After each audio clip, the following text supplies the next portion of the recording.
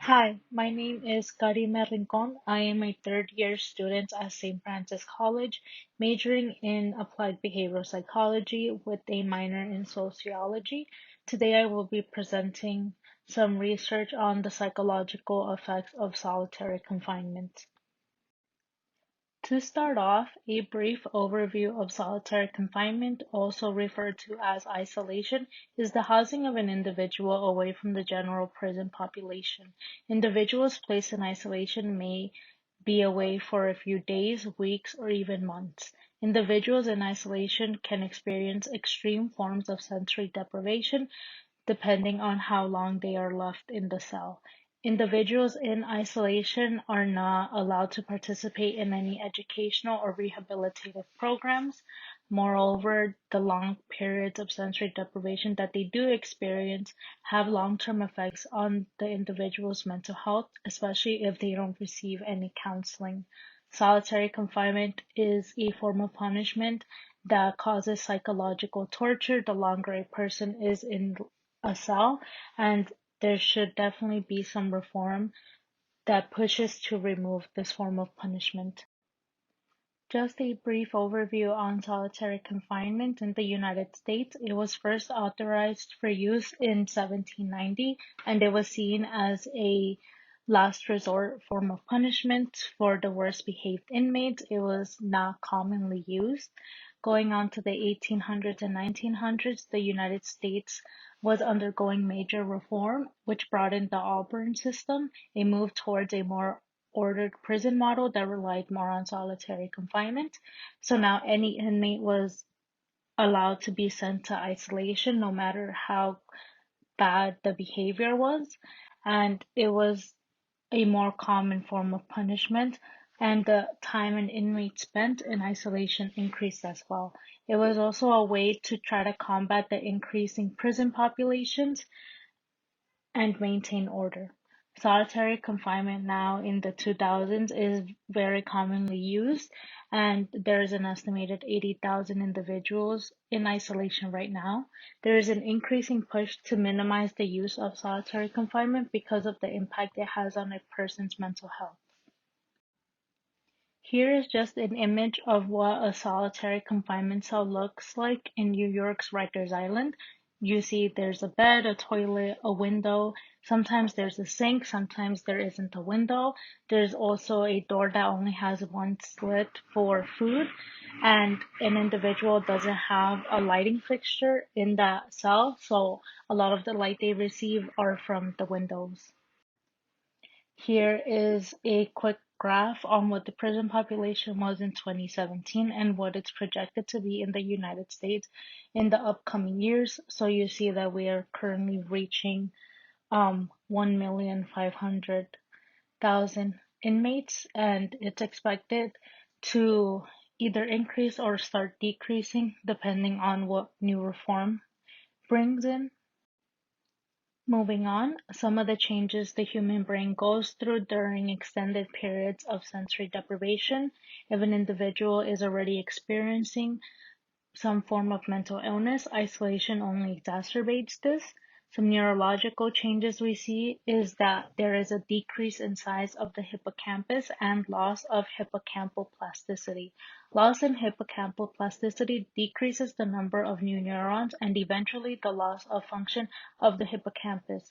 This part of the brain is necessary for learning, memory, and spatial awareness.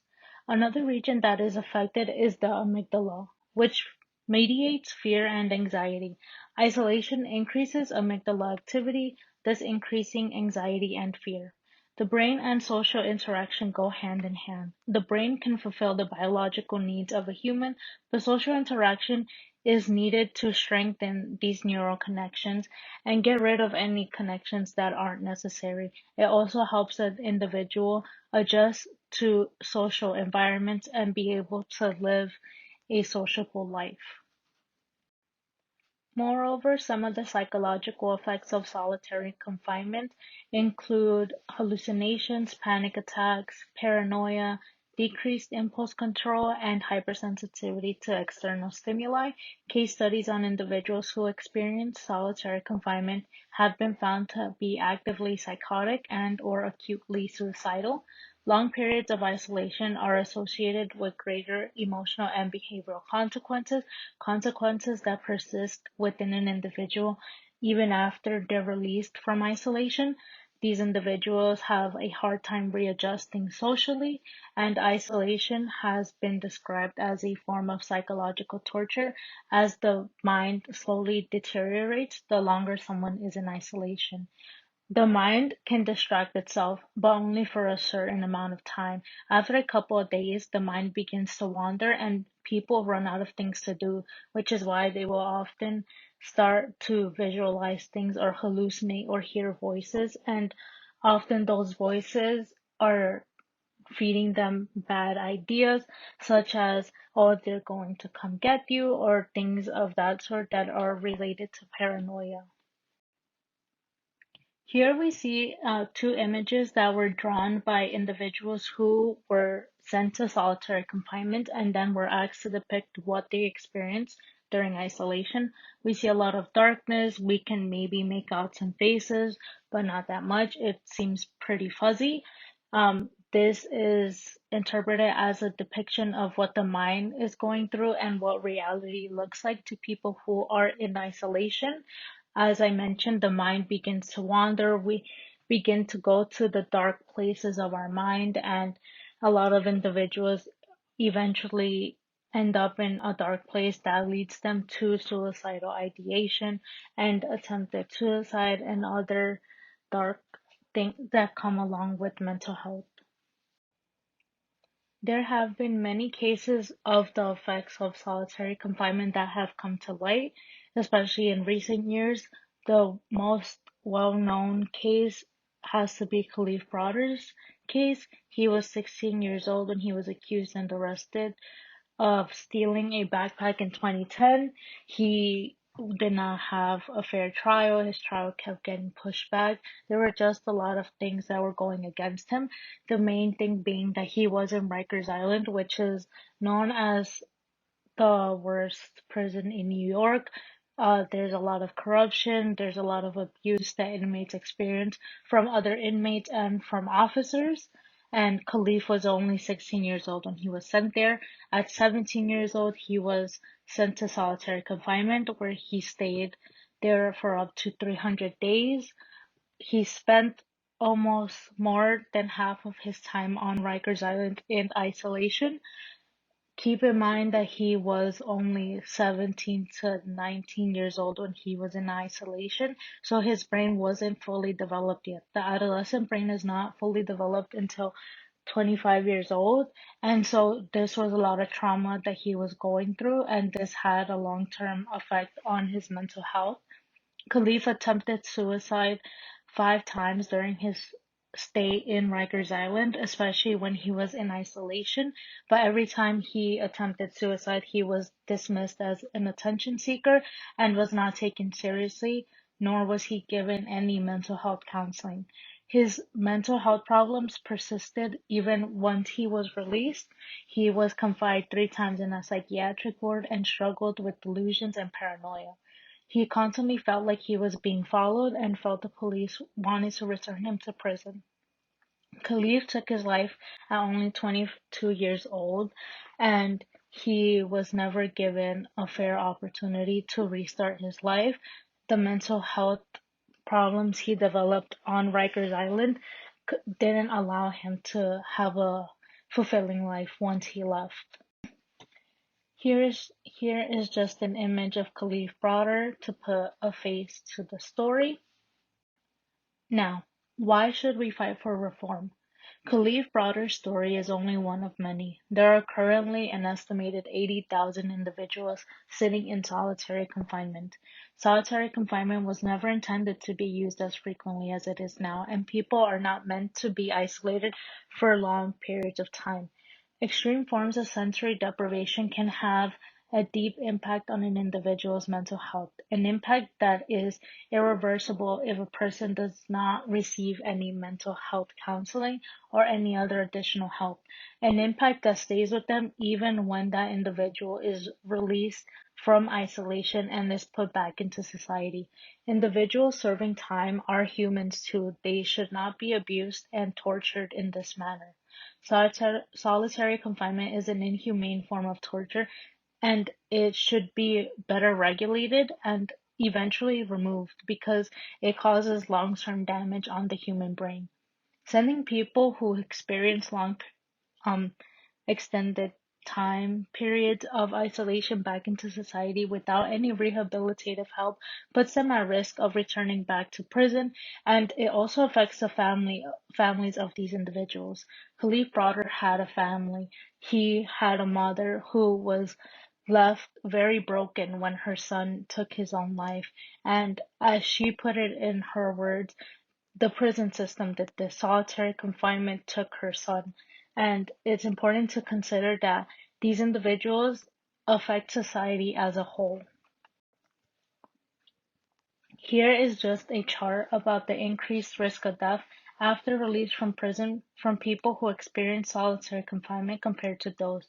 So on the left, we see people who were only placed once in solitary confinement, and on the other side we see people who were placed multiple times in solitary confinement. We see a drastic increase in the likelihood of an individual dying when they have been through solitary confinement. As noted on the right side, they're more likely to commit suicide. This is related to the their mental health and the toll mental health takes when solitary confinement is used. Now, what are some possible solutions? I offered three here. One is rehabilitation programs that provide individuals with the necessary educational and vocational programs that help them prepare to return to society. Additionally, a transition program that provides individuals with support who may not have the means to succeed in society once they leave prison.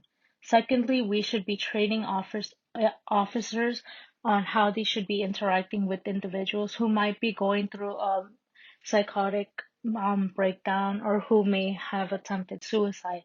If we teach officers how to better address these situations, it can help minimize the number of people who are sent into isolation and that way prevent any worsening of pre-existing mental health issues.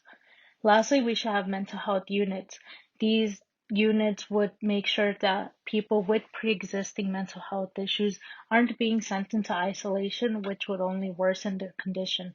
It would evaluate individuals who are already in isolation and when they are released from isolation to make sure we mediate any mental health impacts that may persist.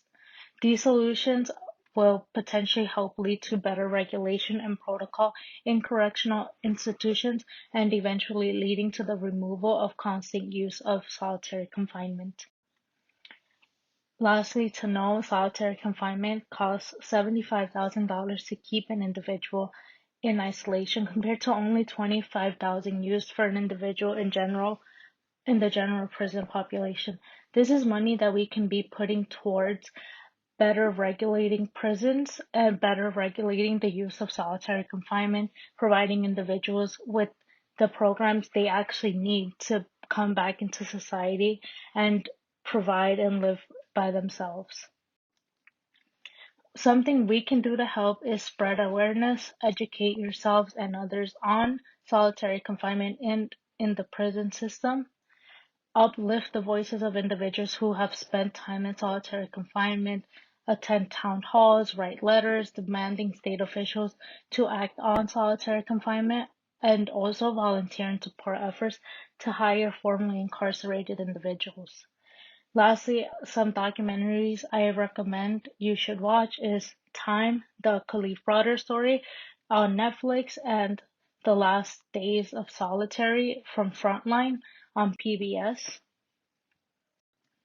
Here are just some references if you want to read up more on the issue. And thank you for your time and have a good rest of your day.